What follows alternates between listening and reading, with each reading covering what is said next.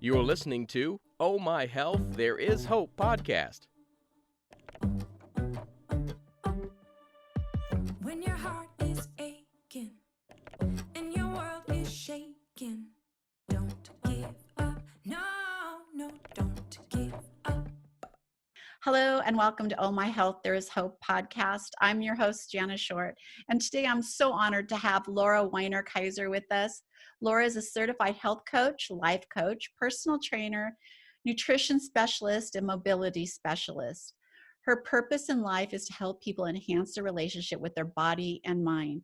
Laura knows what it feels like to struggle with how your body affects your mind, and now she uses that journey to help others. She believes in a different approach to reach your health and fitness goals. She doesn't focus on your body. Laura focuses on the connection between your mind and body. Change by challenge isn't just a service. It's a way to transform your life and create a bridge between who you are and who you want to be. I love your bio because so many people are missing that key component. As a mindset coach, I will tell you everything begins in the mind, everything. And failure in your mind, success in your mind, a great body in your mind. So I love that you're putting that connection together.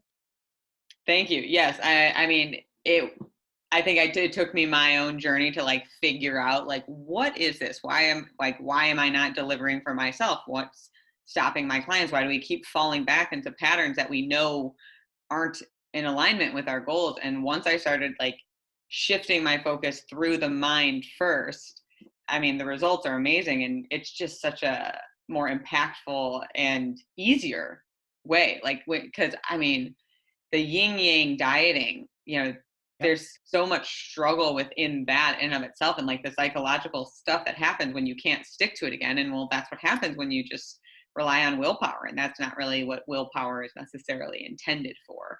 100%. I agree with you. I feel like when people are asking me, is this diet okay? I always answer yes, because everything will work. If you're in the right mind frame, it doesn't matter. Overeating will work if you're in the right mind frame, because you got to work out more.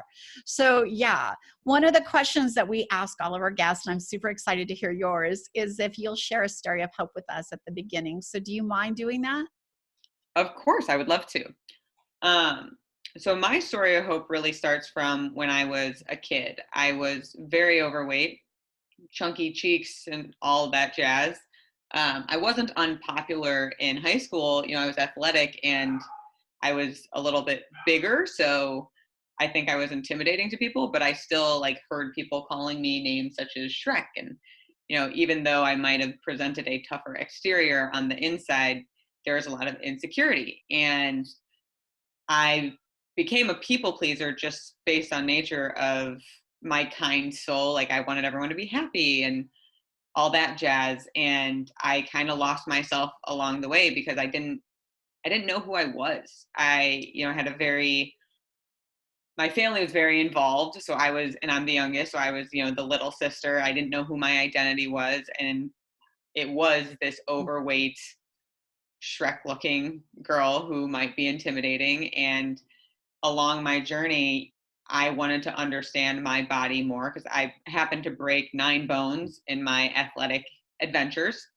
And I knew that would create some problems. So I became a personal trainer. And I noticed that my people-pleasing nature got really strong when I was training because people were paying me for a service. And it's very, very important to me. If you're going to pay for my time and you're expecting something from me, I'm going to give it to you. And something like weight loss or muscle gain, that's hard stuff. And not to, take into consideration, I can give you the information, but your ability to apply it is a whole different thing. And how you're applying it, if it's the same way that I'm intending you to understand it, who knows? And I get so many clients who'd come in, they'd get the results they asked for, and they'd be expecting to feel a certain way, and they wouldn't have that feeling. And it made me feel like a failure. And then, fast forward to my time to get married, which is supposed to be this great, amazing time. And people-pleasing nature just destroyed my psyche. I I really, really struggled. And, I had a lot of dark moments. I had some suicidal thoughts even. And fortunately, I love the people in my life too much to ever put anyone through that. But I was searching for an escape. And that's really when I found coaching. And being able to take that and take my own journey and really set myself free and come to peace with the reasons why I was feeling what I was feeling and truly learning who I am, becoming someone who I like, not only on the inside, but the outside as well, and finding that balance. It's just the weight that lifts off. I just wanted to share with everyone. And, it was easy to start because I was a personal trainer, but I realized that the impact was really starting from the mind, like you said earlier. And I wanted to streamline people's process by getting them to understand, like, you have to look here first. So I still have my training clients that are kind of my OGs that stick around with me. But I definitely am more invested in the coaching element because everything that we experience comes through our mind. And I have suffered, I've doubted myself, and I just don't want that for people. And if I can be one person amongst a sea of people to help others who are willing to look inward to set themselves free, like, hell yes. I love that. I absolutely love that. And as a mindset coach, I'm 100% on board with the fact that you recognize that, because a lot of fitness trainers, they don't recognize, like they give you the right diet, they give you the right exercise plan. But if we don't change what's in our head or get to that root cause of why we're doing the wrong things for ourselves, or not recognizing what's happening, is all in our head. And until we get in there and start figuring that out and recognize, sometimes all we have to do is recognize it's there for us to move past it. And so I love that you're doing that. What are some of the things you do when you're working with someone to help them get maybe to that aha moment of like, oh, yeah, maybe that could be part of it. Like, I know for me, when I overate, it was because I was feeling something inside of me, right? That was the only thing I could control. And I chose, I know a lot of people who have the opposite where they don't eat. That's another way of them controlling the situation. That was how I controlled what was going on. Yes, that's a great question. And I've found that, because coaching can be a very personal thing that requires a certain level of vulnerability for it to be truly effective, I never want to do it without people's permission. So most of my training clients, scratch that, all of my training clients know that I'm a coach. And they also know, like, if I can help people, like, it's hard for me to say, like, oh, you're only paying for this service, so I'm going to only help you this much. Like, that's not in my nature. Like, if I can help you, I'm going to want to help you. But I'm very mindful. So I try and shift their mindset slowly through little tick. So, one of the first questions I'll ask when they say, I want to lose 15 pounds, I'll be like, okay, why 15? Where did that come from? And they'll tell me, and I'm like, so let's say you weigh 160 now, and your 15 pounds would take you to 145. And let's say you're currently a size 8. I'm like, all right, well, what if you ended up weighing 170, but you were a size 4? Would that bother you? And first off, they're like, whoa, like, you can't do that to me. And I'm like, that happens for some people. Like, muscle has a different density than fat. So I want to understand what you actually care about. Is it the scale, or is it actually the pictures? Because I'm guessing you probably saw a picture of yourself, or you saw something in the mirror that you're like, ooh, I don't like that. It's time for me to go do something about it. And that normally starts to help them let go of the scale. Because the problem with the scale is it's the only thing people understand. Like, we don't understand body fat percentage exactly. So it's easy to say that. And plus, you can Google, what's the ideal body weight for this height? And it's like, well, that's not really the question. So that's one thing. That's like how I start. And then I'm very conscious about injury prevention because I've had so many injuries. And we typically find ourselves in a conversation about, what would you do if you got an injury or if you come in with back pain? So I'm like, all right, so let's say you come in with back pain. Do you think if you went to a therapist and talked about your back pain that it would make it feel better? And they're like, well, no. And I'm like, right, that's an outside problem with an inside solution. They're like, yeah, that doesn't make sense. I'd have to go to, like, you or a physical therapist. I'm like, correct. But what if you're having an inside problem? What do you think about that? They're like, what do you mean? I'm like, self-confidence, for instance. That's what you have told me, that you think you'll be more confident if you lose this weight. I'm like, how do you know that, first off? But isn't that an inside problem? And they're like, yeah. I'm like, what I want you to kind of ponder is outside problems require outside solutions, like an injury, and inside problems require inside solutions. I'm not saying you can't also work on your health. Like, obviously, I think health is a great way to start your self-care journey, because I think it's a way of really showing your body, your life, respect, that I want you to be around, I want to stick around, and I'm going to do it by trying to be as healthy as I can. But I try to get them to understand that, like, you don't know you're going to feel that way when you get there. That's just something society has kind of instilled in you. And an inside problem is going to require an inside solution. So whether that's through us talking, you reading different books, blogs, podcasts, whatever support, like, just ponder that. And normally I get a lot of really good conversations and go from there. And the last one that I normally will kind of throw in there is about the ideal body image that they have in their mind. Because I feel like society paints this picture of, like, you want to be a model, more or less. And it's maybe the ideal body for the model, but I think we need to redefine what ideal body means, because a lot of people perceive healthy eating as just never eating anything unhealthy. Well, I'm sure anyone can attest to the fact that you'll either binge on a bunch of stuff that's unhealthy, or you can't hold that for too long. So that's not really realistic. But I think that the ideal body needs to be redefined to the lifestyle habits that make you feel your best. And that is your ideal body. You know, whether that's you're going to wake up at 4 a.m. and get 2 hours of exercise in, and, you know, stick to your healthy diet. If that's what makes you feel, like, genuinely feel your best, bravo to you. Absolutely.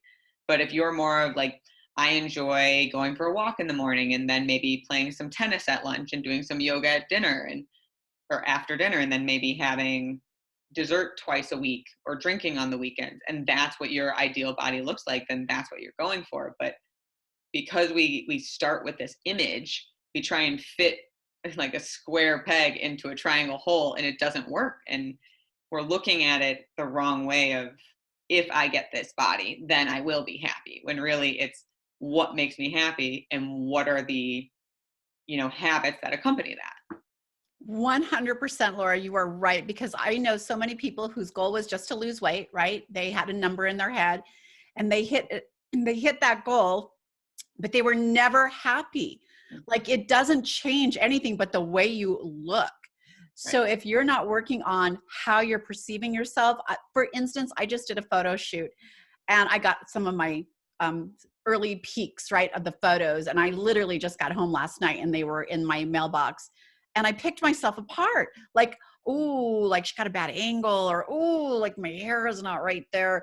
And I just started picking myself apart, and I had to realize, like, oh my God, you've got 7 grandkids. Like, 2 of them are getting ready to drive vehicles. You know, you have a 42-year-old daughter. Girl, you got it going. Yes. And it's okay. Like, it's totally okay that you aren't your 20-year-old self anymore.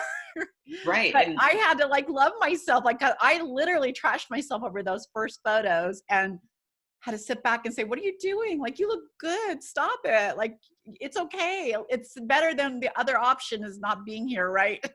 Right. And, you know, that's so true. And I can't tell you how many of my clients who are, you know, in their 50s, who are trying to push themselves into their 20s or into their 30s body. And I'm like, do you like what you're doing? And they're miserable. And it's like, you're striving to be happy, and you think X is going to get you there, but you don't actually know that.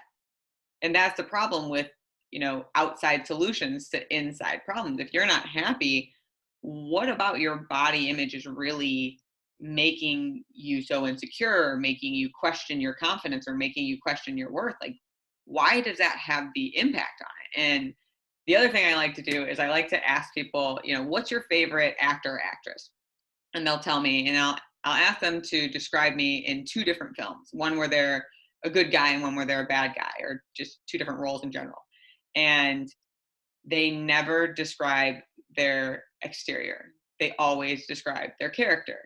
But somehow we place so much value on who we are on our outside. But if I went to anyone who knows you and I said, describe Jana to me, they're not going to, talk about your exterior. They're going to talk about your character, who you are, your heart, your journey. And that's, the feeling. That's what people are attracted to. So what is it really about our outside that's so appealing? And I still don't know the answer. My idea is that it's, society norm and money. It's trying to sell. I really want to drive home the importance of understanding that everything literally starts in our mind. It's seated in our mind. A couple of things that I hear all the time is my husband cheated on me, or my boyfriend left me because I gained weight, or because this happened or that happens. People don't cheat because of the way you look. They fell in love with you the way you look, right? They cheat on you because of a way they feel. So if you've been married to someone for 10 years and when they come home, it's like, pick up your underwear. I'm sick of picking up your dishes. Don't leave your toothpaste here. And they're at the office and a girl's like, wow, you're so smart. I love working with you, right? Do you see that feeling they're getting? So if you could still make that feeling that you had when you love somebody at home, I know it's impossible to do all the time. And yes, their underwear's on the floor and you want to yell at them. But if you can remember to balance it out with like, oh my gosh, you're like, I'm so fortunate to have you in my life. I hope you understand that. So they have that feeling that they had when we first met them, and like they were our everything. It has nothing to do with what you look like physically. And if it does, you need to find yourself a new partner. 100%. And like that's so true. And I think that it's important, especially in relationships, because you're right. Like relationships aren't a smooth path. They're a roller coaster, and, some are hillier than others. And it really depends on your intention within the relationship. And I feel like nowadays, sometimes people lose sight of what dating is supposed to be, or what relationships are even supposed to be. It's like, I just want to get to the marriage and the kids, and that's that. And it's like, no, this is your partner who you're like, I want to fight with you by my side through whatever obstacle comes. I know you're going to drive me nuts sometime, and I know I'm going to drive you nuts sometimes, but I want to do that with you and for you. And, I've always been intrigued by relationships, because as a personal trainer, you hear a lot about relationships, actually. And are you familiar with the Gottmans? Mm-mm. So the Gottmans are very well-known relationship therapists, but they have multiple books. They have an institute, blog, etc. And they talk about, kind of looking at the outcome. So instead of being like, will you please, pick up your underwear every single day and being a nag, recognizing them for, thank you for doing the dishes. Even though what you want is to tell them this, it's seeing the good, not criticizing the bad. And that can be hard, but it's ultimately shifting to a place of gratefulness. And, why is it so important to you that the underwear gets where you need it to be? Is that within you? Is that your perfectionism? Is that your OCD? Like, yeah, I get it too. I want certain things to be in certain places, but is it really worth arguing with my partner over? This person who knows me to like the deepest level of my soul, who I love in and out, and drives me nuts sometimes.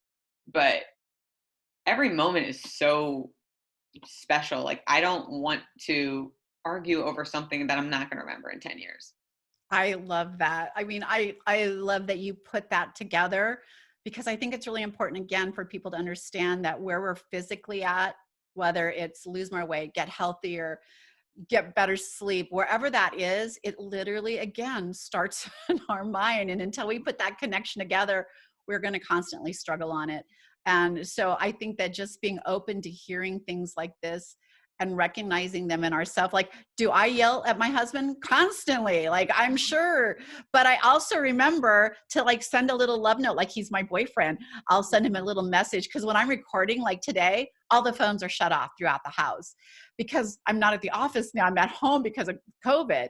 And so I'll send him a little message. I have the phones off if you need me. I love you. Have a wonderful day. And thank you so much for whatever. But I send him these little messages like he's my boyfriend.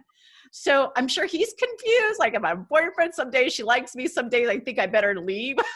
Right. But That's relationships. Yes. Like, it's not even like your partner. It's anyone you've lived with. Like, whether it's your best friend, you've argued with them and you love them. Whether it's a sibling, you've argued with them and you love them. Same thing with your parents. There's just something about cohabitating and like the requirement for our space, the way we need to have it, which is why so many people say living on your own is the absolute best, which I agree. It was amazing, but I wouldn't want to go back there because I would lose the value. But it's also understanding, like, I feel like you're so right about the mindset. And I think people think about life wrong sometimes too. Like, we think it's about being happy, but, really it's about experience and it's about growth and it's about being there and taking it all in. Like, one of my favorite questions I'll ask my clients is, do you enjoy sunny days or rainy days? And most people will say sunny days. And I'm like, would you know you like sunny days if you never experienced the rain? And they're like, well, I don't know. And that's the whole point. Like, if we don't experience the happiness and the sadness, we won't know how good the happiness is. We'll take it for granted. And I mean, look at pre-COVID, look at everything we took for granted. Like, that's just human nature. And it all circles back to like where our mind is starting and like why we're doing what we're doing, whether that's investing in your health, whether that's being more patient within your relationship. But, you get one life experience. And I've hated how for so many years, self-improvement has had like a stigma around it.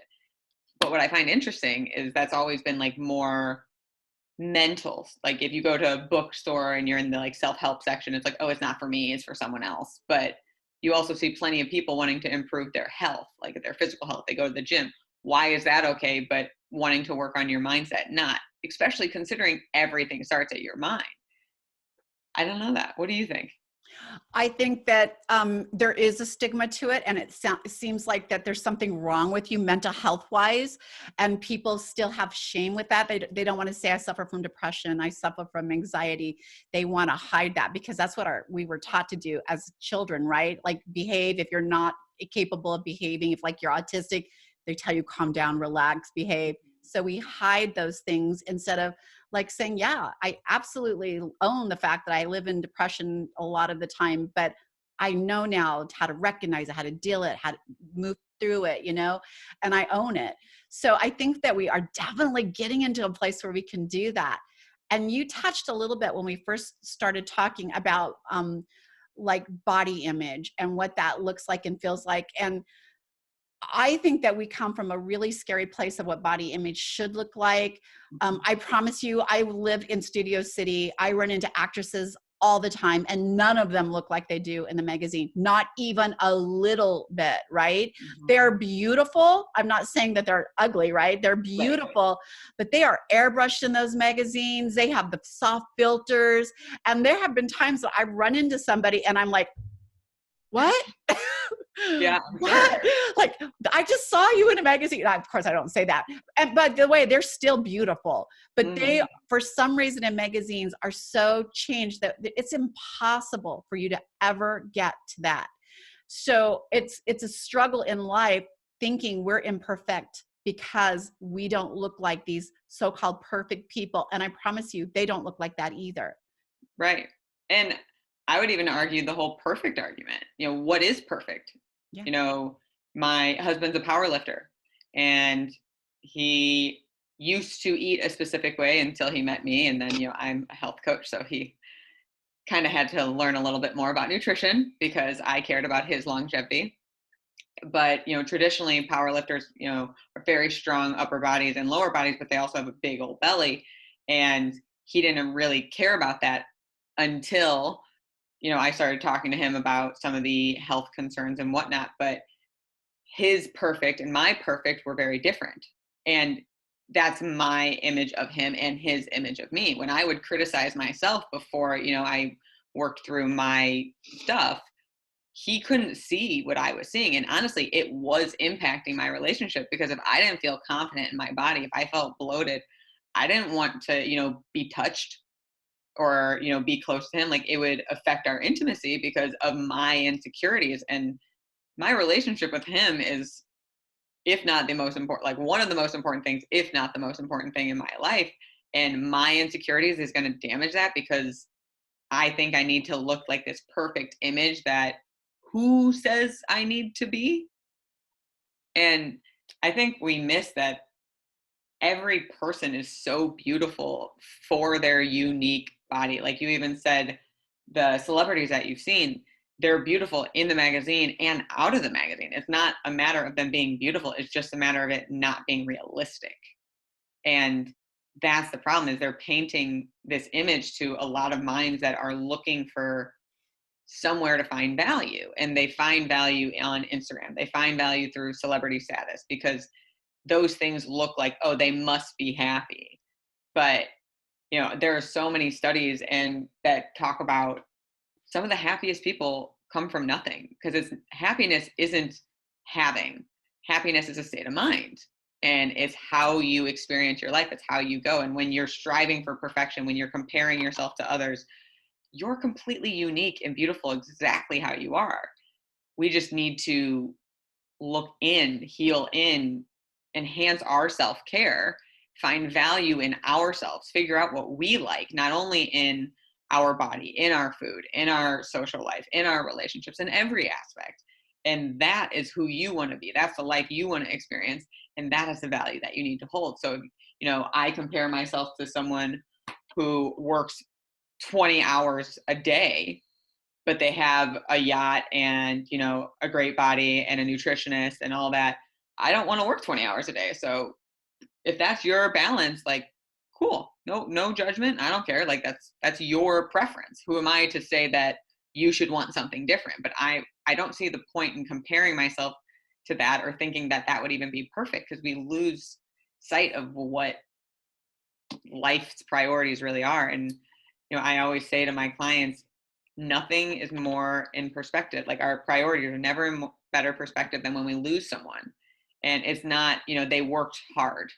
It's their character it goes back to. And people, I have a lot of clients who are overworked and they can't find the balance within their life. They don't really have boundaries at work. They can't focus on their health. And I will ask them, like, when you went to the last funeral you went to, did they say anything about, he worked really, really hard and didn't have as much time for his kids? Or did they say, he was a great father, he helped in the world, and, that's what they talk about. So why do we keep losing sight of that? And like, what is it about this money hungry society and culture that we're just like, I would just want to keep stretching? And that's honestly the problem with the ideal body. Like, I will talk about this for hours with clients. I'll be like, what will your ideal body feel like? How will you know when you have it? How will your life be different? And they don't know the answers because it's like this floating cloud. It's not actually reachable, because once you get there, because the problem's actually on the inside, you're never going to feel like you get there. That's very true. Very, very true. I know that I want people to understand there's no switch. You don't like switch on confidence, right? It's just, it's something we work at. And I still have people say things that maybe aren't unflattering or things I take the wrong way, and they weren't even said the wrong way, but I perceived it and took it the wrong way. But I now remember when they say that, that's their baggage. Mm-hmm. I feel like just packing up something and saying, here you go, it's your baggage and you can have it back. Because I don't feel that way. But I don't, because it's just not worth it for me anymore. But there's no on-off switch. Mm-hmm. It does take a lot of work, but coaches like you, Laura, are phenomenal. Like, it's someone that puts that mirror in front of your face, or someone that asks you that question, what does that look like to you? And when you really can't see what it looks like, there's a reason for that. Mm-hmm. And if they explain that to you, you get into a really good, comfortable place. Mm-hmm. Yeah, 100%. And, I definitely feel like there have been some benefits to COVID. I feel like it shined a positive light on certain things, like the importance of mental health, Mm-hmm. what connection really does for every single human, how important it is to be healthy in general. But my experience of it really enhanced my belief in self-love and self-care. And, sometimes I feel like those are kind of trigger words that like look good on Instagram or something like that. But when you actually believe what it is and you understand what it is and you practice it, that's what allows you to step into the space of that's your baggage. Like, it's not about me. Like, it's about you. There's something that you're triggered by and you're coming back for me, but like, I know who I am. I don't need to be validated for X, Y, or Z. And I still love you. Like, I'm not going to judge you because you have your own baggage. It's not about that, because until you've walked a day in someone's shoes, like, how can we ever expect to know what that feels like? And my favorite exercise that I love doing with my clients, which makes everyone feel so uncomfortable. So I even start, I'm like, you're not going to like this, but I'm going to make you do it. And if you don't do it, I'm going to keep asking you to do it. This one will never go away. It's awkward, but once you do it, you'll understand. And I make them write a love letter to themselves. And it can't be bullet points. It has to be like true letter. And everyone's resistant. And if you haven't done this, I encourage you to do this, because I have done it now multiple times. And the first time it was like this, like a short paragraph, like 5 sentences. But when I read it, it was almost like it was the first time I was seeing myself and like actually hearing the good stuff, because that's what we tend to do in our mind, right? We tend to focus on our failures. We tend to focus on what isn't going well. But when you are forced to focus on what you do love about yourself, I don't even know how to put it into words. Like, it's just so empowering. And I also find it to be a very personal thing. So the next session, when we talk about it, if people want to share it with me, that's their choice. If not, I ask them to share like a passage and just show me that they did it, because it's not about me. But it is one of the most powerful tools, because when you live in your head and you hear all the things that you think, it's not about what you hear, it's about what you act on. And so many of my clients feel like they're bad people, or feel like they should be judged, or that they are being judged, or people aren't accepting them because of these negative thoughts. We all have negative thoughts. That's like, we have positive and negative thoughts, but hopefully we act more on the positive. And that's life. It's about the good and the bad. It's about the rainy days and the sunny days. But it's loving yourself through and through, and seeing and accepting yourself to find what you're actually looking for, to find your ideal body, to find your healthy lifestyle, to find your ideal work-life relationship, everything. It just starts at feeling the love for yourself. It's not just saying, I'm grateful for this. It's feeling the gratitude, feeling the actual love, because that's what you're going to remember. And that's what allows you to let go and kind of allow life to take you on the wild adventure that it is. Laura, I think you're amazing. Where can people find you? They can find me at my website, changebychallenge.com, or Instagram or Facebook at the same hashtag, so at changebychallenge. And if anyone is interested in a free session, I'd love to help anyone just take that one step of a breakthrough. And you can email me at laura@changebychallenge.com. We are going to put all of that in the show notes so that you can meet up with Laura. But I would encourage you to write a love letter to yourself, just like she said. I'm going to do it. And I encourage you to do that. If for no reason, if you write yourself one again in a month, 2 months, 3 months, you can look at the growth that you have, grown in yourself. But I want to leave us with this one thing that I can't stop thinking about. I don't even know if you're going to remember it, but do you remember the line from Pretty Woman where she's laying in bed with Richard Gere talking about their past? And she's talking about all the bad things that happened to her that led her to becoming a prostitute. And he asked her, why would she believe all of that?